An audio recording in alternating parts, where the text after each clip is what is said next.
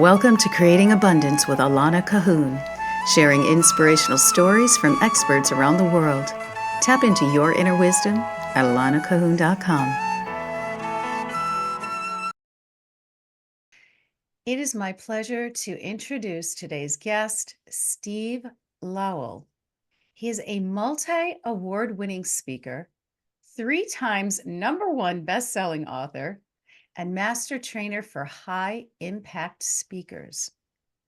As the past president of the Global Speakers Federation and the past national president of the Canadian Association of Professional Speakers, Stephen has given, are you ready for this number, over 3,500 keynote speeches, 5,000 seminars, and has trained more than 500,000 speakers globally.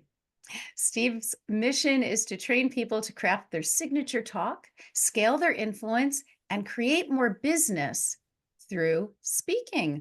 Welcome, Steve. Oh, thanks so much, Alana. It's great to be here. Thanks for the invite. Absolutely. So, first, share with everyone, are you in Canada right now? I'm in Canada right now, born and raised, been here my whole life, still here today. Awesome. Which side of the country are you?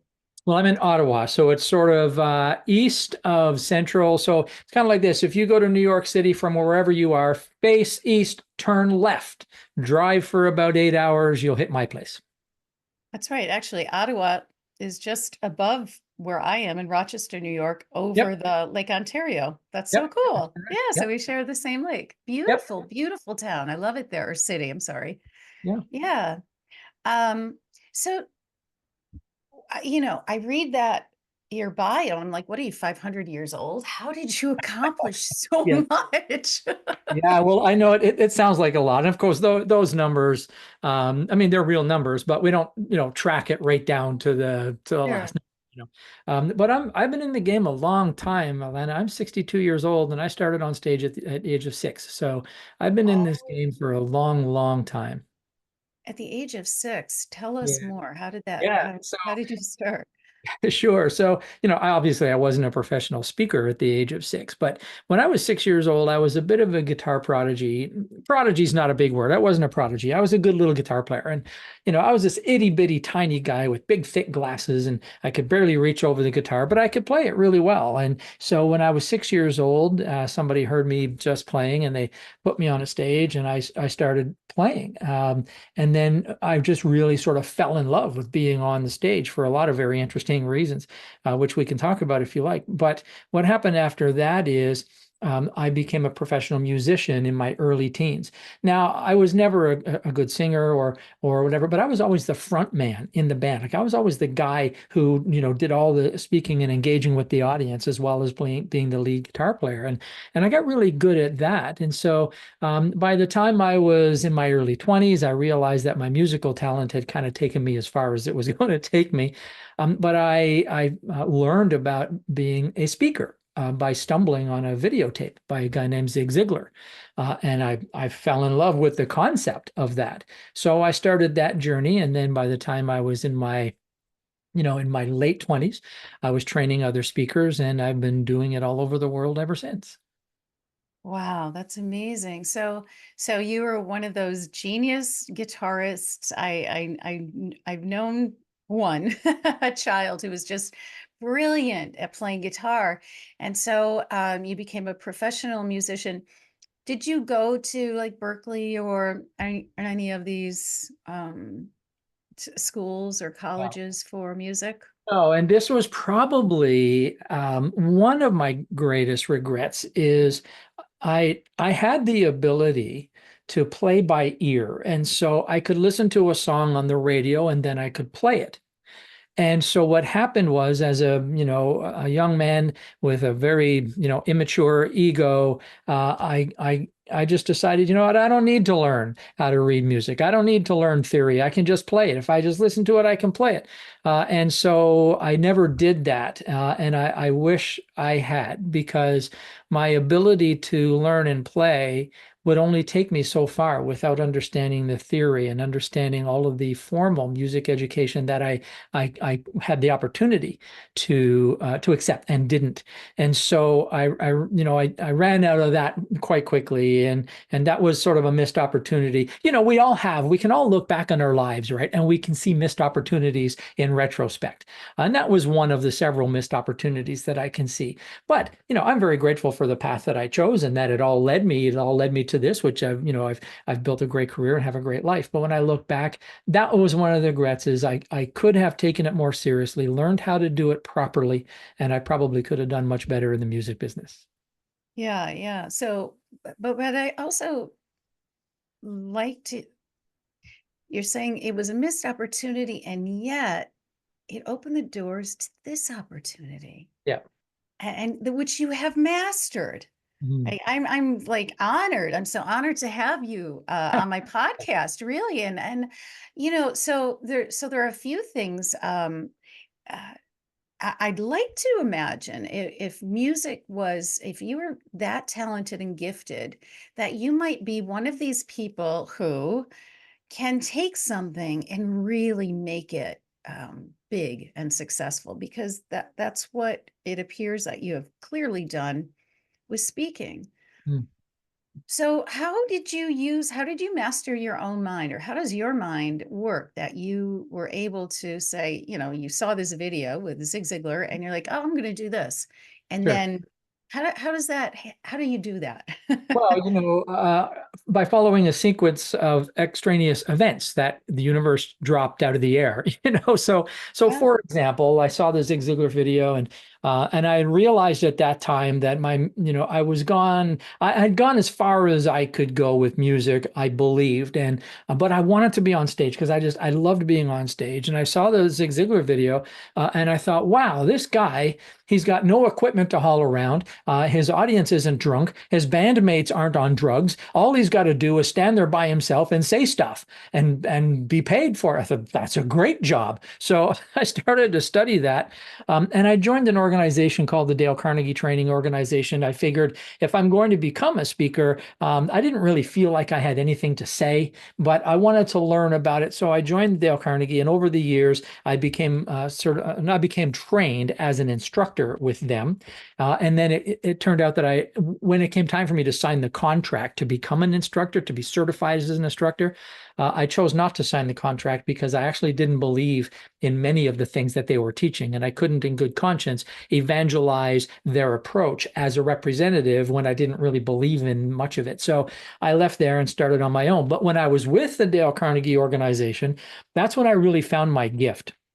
My gift is not playing music. My gift is not even speaking, although I'm a relatively good speaker. My gift, which I didn't know, was putting people on a stage or in front of an audience and pulling magic out of them that they never knew existed. That's my gift, and I stumbled across that through an event. I was in one of the classes I was working at was called a graduate assistant, which means I sat at the back and did the administrative stuff. And in my mind, I was always coaching in my head, watching the instructors coach the students, and I'm coaching in my head. And one of them came one time and asked me, would you like to try coaching somebody? And I said, sure. So the guy that I had to coach he was the toughest guy in the class, Alana. This guy did not want to be there. His boss had sent him there to learn some personal development skills and human relation skills, and he was just angry, and he just did not want to be there.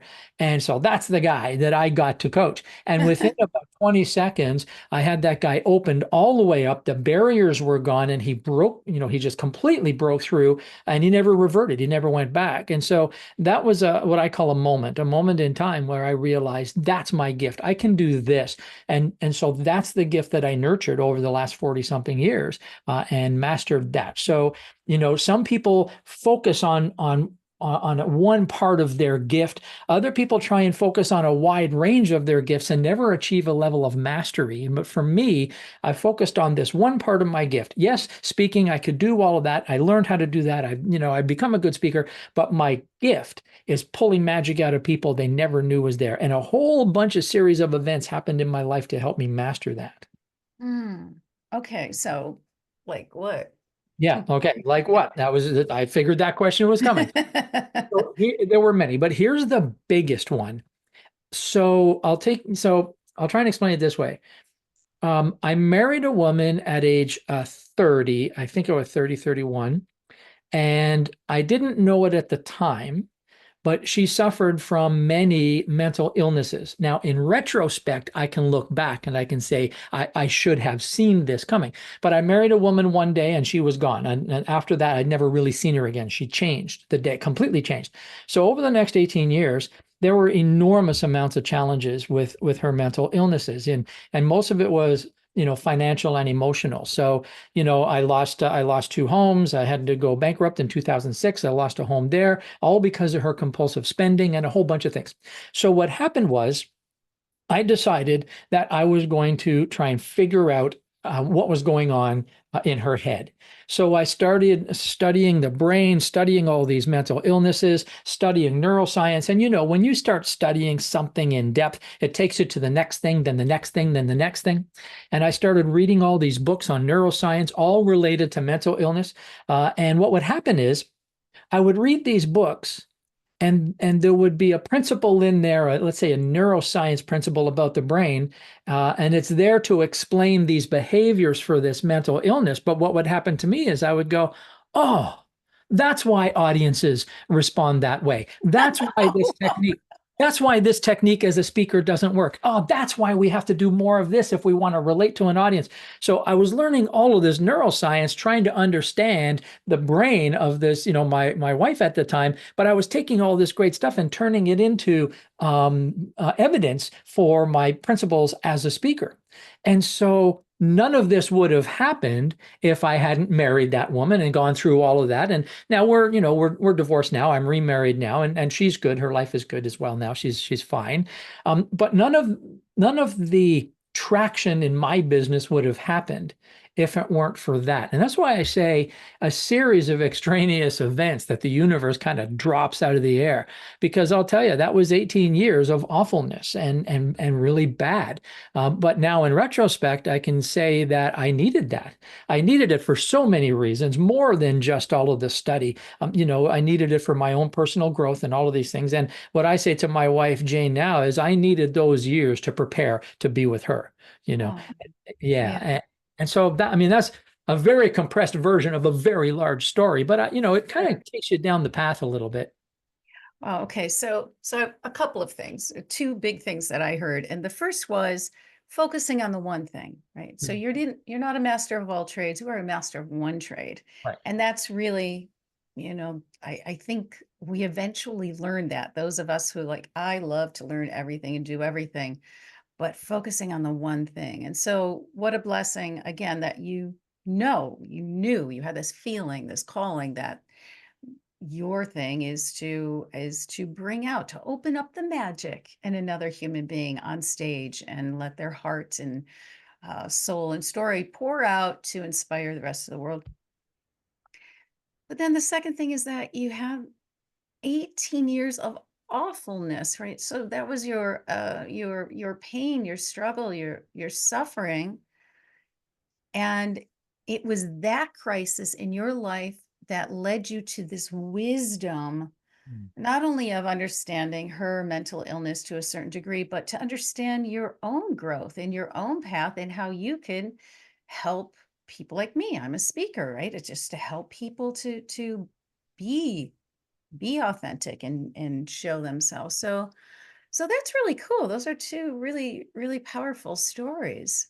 Yeah, and I think I like to believe that just about everybody has a story, and this was one of the reasons why I chose this path. One is because I do have a gift. I found the gift, and when you find your gift and you know in your heart that it's your gift, you feel compelled to pursue it. So yes, there is that, but I also feel that I think just about everybody has a story, and so many of these stories, Alana, could change lives. And people go through so many things and such. I've got clients who have gone through challenges and climbed mountains that I will never face in my life. I could not face in my life, in my mind. but they have gone through these things and they've come out the other side and they've got lessons to share. They've got wisdom to share. They've got ideas to share. They've got all of this great content that they've curated from a lifetime of adversity to share with this world. And so many of those stories will never be told. And so many of those lessons will never be shared. And that means that people will not benefit, will not learn, and not be able to empower themselves because of the stories that are never told. And so this is a big driver for me. And, part of my business is this, what we're talking about. If people will come and they have a big story, and I'll teach them how to tell it in a certain way that they can then influence people and impart their knowledge to people in an empowering way. The other side of my business is using their knowledge or wisdom to monetize, because some people have accumulated a vast amount of wealth and knowledge and experience and wisdom over a career. And now they want to take all of those things and teach other people how to do it. And they want to do that partly through speaking. So there's like two paths to where my clients come from. But it's always driven me internally that everybody's got a story to tell. And so what I say to people is, your story could change lives. Learn to tell it well. And so Mm. many people can't tell a story well. They want to tell their story. They'll even get on a stage or on a screen and tell their story, but they've never been taught how to tell the story in a way that is going to impart the wisdom and knowledge to an audience, much like I never learned to play the music properly. Hmm. So I think about that. If I had learned to play the music properly, I would have been able to influence more people with my music. So now I know how to tell stories properly so that I can influence people not through my story, but through their own. Yeah. Yeah. That's really fantastic. So, um, you've given thousands of keynotes speeches yourself, and what kind of topics are they, or have they been? It's always about speaking. Now, when I say a keynote, I've been on many stages all over the world, and I do events, virtual events, and when I take all of that together and I put Yeah. the word keynote on it, it means I've spoken in front of audiences, I don't know, 5,000 times or something like that. Sure. So, but it's almost always about speaking in some way. So everything I do revolves around speaking. So the topics are things like, how do you tell a story? How do you monetize your message? Sometimes it's platform skills. What do you do with the real estate? What do you do with these crazy things at the end of your arms that nobody knows what to do with? What is the body language? What happens there? What is the neuroscience behind it? What are the principles of influence to it? So it's always around speaking in some way. Even I'll do also things like networking. How do you speak to an audience of one in a networking opportunity? So it's all around speaking in some way. Yeah, yeah. And so for those of you who are listening, not watching, Steve was referring to his hands. What do you do with your hands when you're on stage? It's like these things that, can I hold something? Yeah. Um, who's your typical client? Who comes to you and says, I want to learn how to speak? Yeah, there are several. In fact, we broke it down into 5 what we call avatars. And it's interesting about these avatars is there are consistencies between them, and that's why we separated them this way. So I'll give you a short version of who they are. So the first one is, we call it the expert. So the expert is somebody who has amassed a lot of wisdom and knowledge throughout years of experience. Now they want to take that wisdom and knowledge, package it up in a different way, and they want to market it, sell it so that they can, generate revenue and help people realize the benefit of their wisdom over their years. So that's one of our avatars. These would be doctors who are retiring, experts, CEOs, a lot of healers in there, spiritual healers and medical healers, non-medical healers. So experts in a lot of different things, even business experts who are approaching the end of their business career and now want to get out there and speak. So that's one. The second audience, what we call the survivor. Now, the survivor is somebody, it's just like it sounds, who has been through a big thing, been through a big trauma. They've climbed mountains, metaphorical mountains, crashed through some barriers, and have come out the other side. And now they have lessons to share. So we have that avatar. The next avatar is what we call the thought leader. Now, the thought leader is somebody who has a unique spin on something. They've created something new, not a product necessarily, although it could be, but it's usually a new idea to solve a major problem. It's a new design, a new system, a new process, something. And so so they want to take these ideas to the world and get buy-in with their new idea. So that's a completely different approach. So that's the thought leader. Then we get the adventurers. The adventurers are people who have literally climbed mountains, swam oceans, walked across deserts. We have clients who have done like superhuman, crazy things that you would never even think. Why would anybody want to do such a thing? And they do it. And now they want to tell their stories. And some of them want to take those lessons that they've learned and turn it into business lessons. And they want to sell workshops and training programs based on their experiences. So that's an avatar. And then the next avatar is what we call the visionary. So the visionary is somebody who wants to evangelize a change in this world. There's a cause that they're dedicated to. They want to fix something or change something in the world and make that part of the world better than it was when they got here. And so their job now is to get people to buy into the mission, buy into the vision. And so if we take all of the people that come to us and break them down into those categories, usually they fall into one of those 5 categories. Some of them fall into multiple categories. And that's our client. That's brilliant. You come across to me as a very clear thinker. How is it that you think as clearly as you do? Well, thank you for that. That's a compliment. I'm actually not a It clear is. thinker. My mind Mm, is, you don't want to step into my mind. My mind is scattered with a million things. It's actually a bit of a problem for me because I do find it very difficult to focus on one thing. I don't know if I have ADD or whatever, but there's so many things going on in there all the time. It's very difficult for me to sort it out. It really is. But when I'm on a stage, when I'm on a podcast, I've done this so many times. I know the answers to these. And I've kind of trained myself in the circumstances. When I'm on a stage in front of an audience, or I'm on a podcast, or I'm doing a webinar, or I'm doing a virtual event, if I'm in front of any kind of an audience, I've kind of developed the ability to focus and stay where I am in this spot mentally. yeah. Because but I'll tell you something though, it's a skill that had to be developed, but I can actually go back to when I was a child because when I was playing music, I learned how to get lost in the piece of music, whatever it was. I could get lost in this one piece and have the present moment awareness to stay focused on what I'm doing at this time. And I've had to transfer that to speaking. But I'll tell you, it was not easy. It took decades for me to be able to do that. And even now, I find myself having to rein myself in. Yeah. Well, congratulations, because you're doing it. You're doing Oh, thank exceptionally you. well. Oh, good. Thank you. So maybe then, maybe what I just heard, maybe part of that is preparation, being prepared, practice and preparation. And aren't those 2 key elements to effective speaking? Well, practice, practice and preparation are the baseline. This is the very, very, very baseline of what must be done. I hear people come. They say to me all the time, Steve, I'm a great speaker. I can get on any stage at any time in front of any audience on any topic, and I can just wing it. Okay. Well, no, you can't. I know you think you can, but no, you can't. Not at the level of where you're going to be able to do it consistently and actually provide an outcome. Anybody can get Mhm. up and blow hot air. Anybody with a pulse can get up and say words. But in order to actually give a speech that has a desired outcome, that takes people on a path, that implements change, that rattles their beliefs, shakes their paradigms, resets their expectations, all the things that speakers are supposed to do, winging it is not going to ever do it. Nobody can do that I've ever met, even the top speakers in the entire world. They look like they can, but they can't. So practice and preparation is the baseline, but it's not nearly enough. So what I tell speakers is this: you need to go through your content until your content comes through you. Now, what that means is when you're speaking, in order to be a good speaker, you need to take speaking to the level where it's no longer what you do, but it's who you are. And there's a transition that occurs.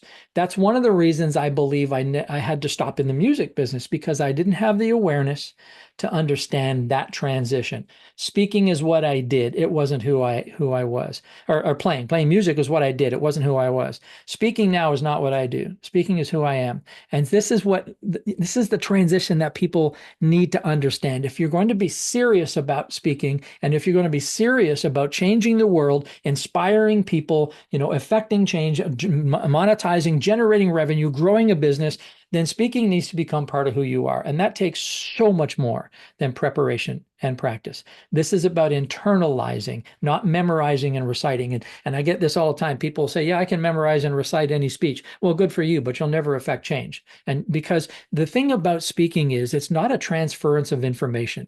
Speaking is a transference of emotion, which means if I want you to know what I know, I'll just send you the PDF. You can take it to the bathroom and read it. You don't need me, right? My job is not to get you to know what I know. My job is to get you to feel what I feel. And in order to do that, it can't come from my head. It can't come from something that I have practiced and rehearsed and prepared. It needs to come from something that is part of me. And the same with every speaker that I train. We need to try and get this to be part of you. And if it's not going to be part of you, then it's the wrong topic, because being a speaker is not about educating. That's what a teacher does. That's what a lecturer does. Giving a speech at a podium with notes to educate people, that's fine. But if you want to affect change in the world, if you want to get people to be more when they walk out than they were when they walked in, you need to reach them beyond their intellect into their imagination. And the only way to do that is it needs to come from your soul, in my judgment. How do people access their soul and become their story? So there's a number of, now I'll preface it with this first, okay? Most people won't. It's not that they can't, but most people won't. And the reason most people won't is because a lot of the clients that I see, I'm sad to say, will come to me with speaking as a process in their head, speaking as a tool in their head, and when they leave, they will leave with a new tool that they can use. And that's okay, because that's what they wanted. So I'll give them what they wanted, but they know that they will never become an elite speaker in this world. They will be able to use speaking to accomplish the goals that they have if their goals are not too lofty. They want to get a couple of new clients, or they want to get their first standing ovation or whatever.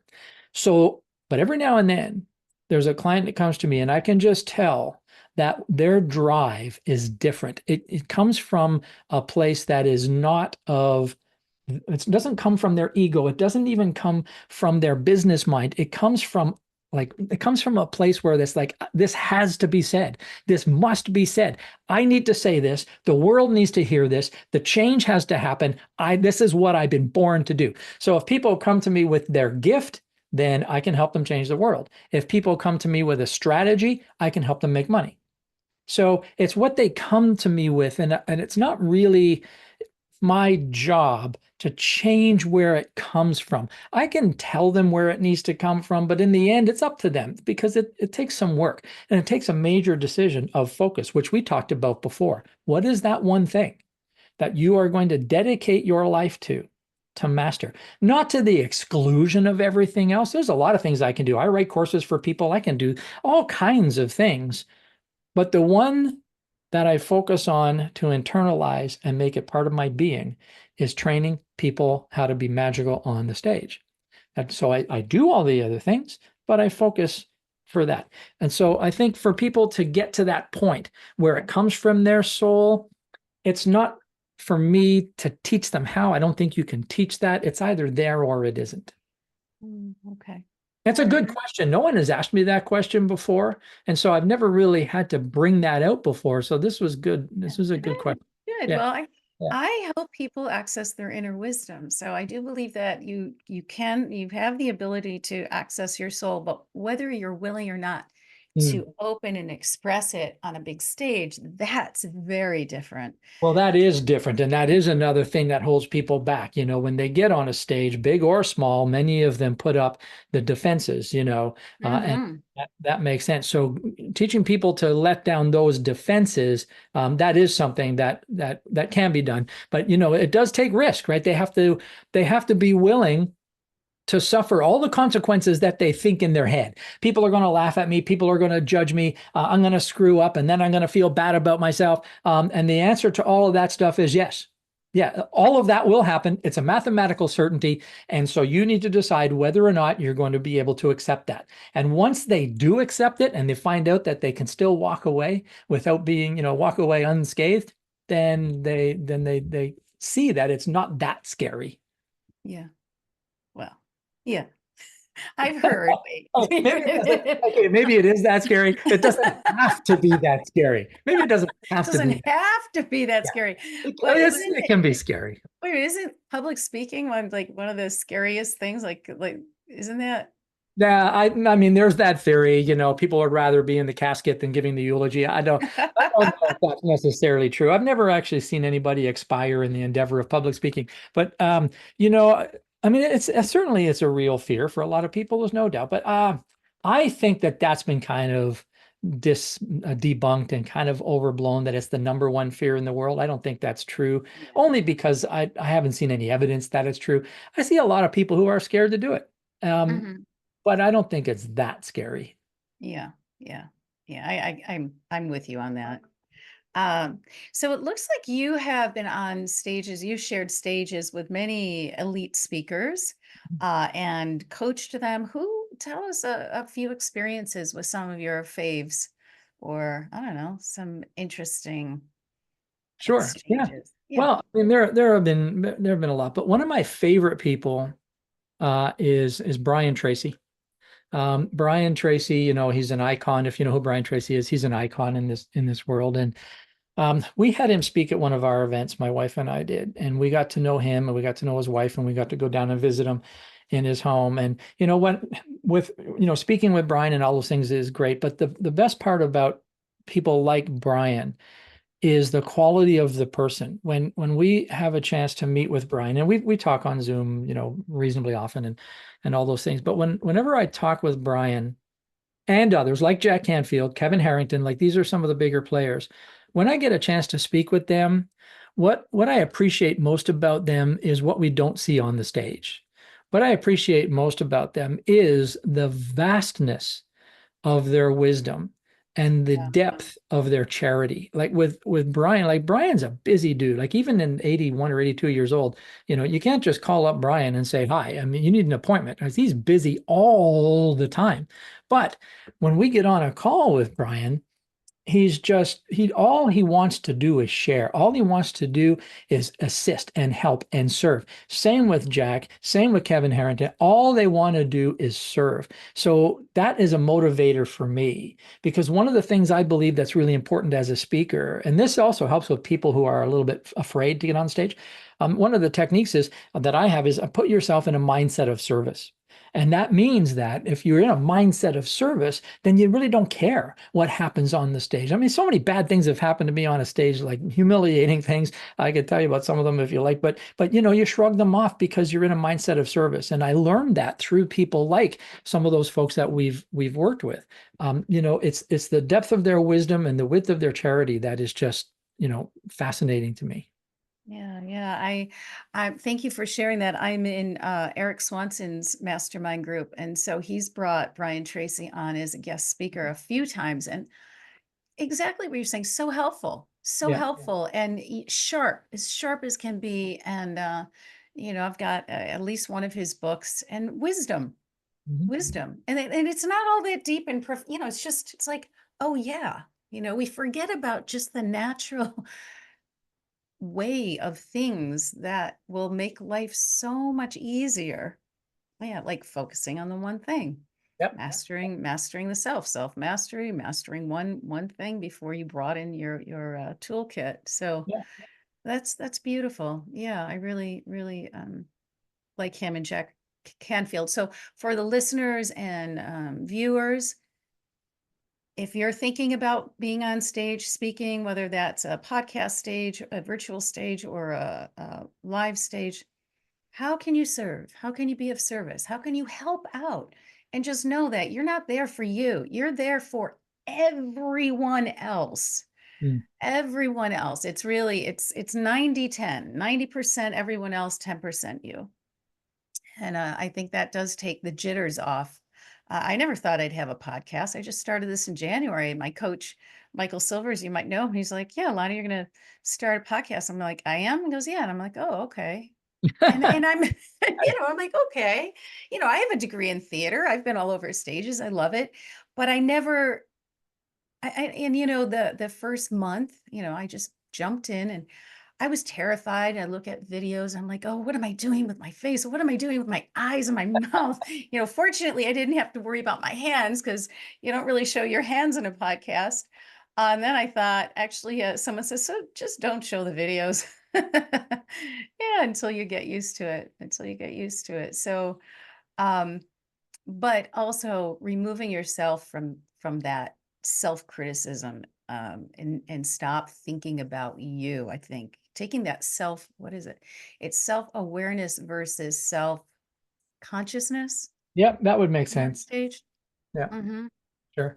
Yeah. So, When I'm on a stage, I have my own little world that I play in on a stage. And what'll happen is when I get off the stage, my wife Jane and I, we often will have dinner with people from the audience or meet them for lunch or something. And I'm an introvert, like I'm very, very much an introvert. And so when I'm off the stage, I'm often very quiet. And sometimes it's because I'm, tired from what we've been doing, but really it's because I really am not as comfortable speaking in a small group of four people as I am on a stage. And the reason for that is because when I'm on a stage, that's my space. And the audience is over there. And I own this space and I'm the only one in it. So in my head, I've got my alone time here. I've just got all these people watching me over there. And so I'm much more comfortable there than I am in a small group, which is kind of, I don't know if that's backwards or not, but I haven't had many speakers tell me the same. I mean, are you that way when you're on a oh, stage? I'm introverted. I am very introverted. And, getting my degree in theater allowed me to get on stage and, memorize a script. It was easy for me when I did that work, and stepping into someone else's character. Mm. But me getting on stage and being myself has definitely been a challenge because uh, um, there's that fear of being Oh, seen for who I really am, right. because then they can really judge me. If I'm just doing a mediocre job acting, well, they're talking about my craft. Yeah. But if it's me telling my story, then the rejection Yeah. is all me. So how do you help your clients through that?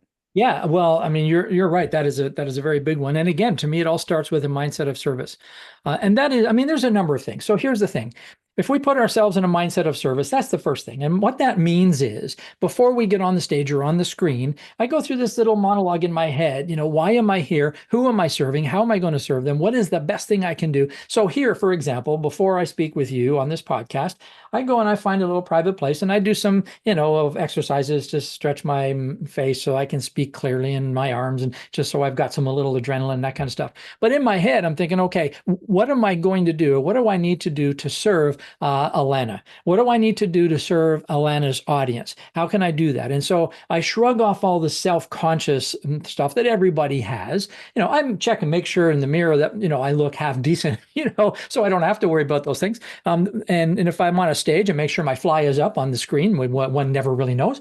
But what I do is I think, I'm here to serve. Now, if I'm going to be here to serve, that means that there are people on the other end, whether it's a live audience or a screen like this or a podcast, there are people on the other end who will not like me. Cool, that's fine. There are people who will not be served by me either because they will just choose not to be served by me, or what I have to say doesn't apply to them. And that's okay too. Either way, what I understand is that how I'm received by the audience is the audience's choice, not really mine. And so if I Mhm. can release that, and I'll say to myself, the best way that I can serve this audience is to let them see the real me. I don't want to put up a roadblock. I don't want to put up a facade. I don't want to put on a mask. I want them to see the real me, hear the real me, get the real message from Steve, just in case it makes a change for them. And if it doesn't, the worst thing that can happen is we've had some fun together. Yeah, that's really beautifully said. That's really beautifully said. It's really always just saying, how can you serve? How can you be of service? And then letting it go. So yeah.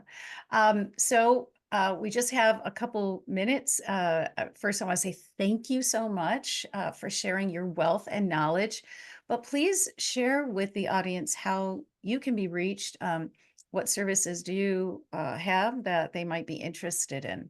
Sure. So best way to reach me is at my website, stevelowell.com. It's very simple. Steve Lowell, Lowell.com. Everything is there. All my socials are there and all that.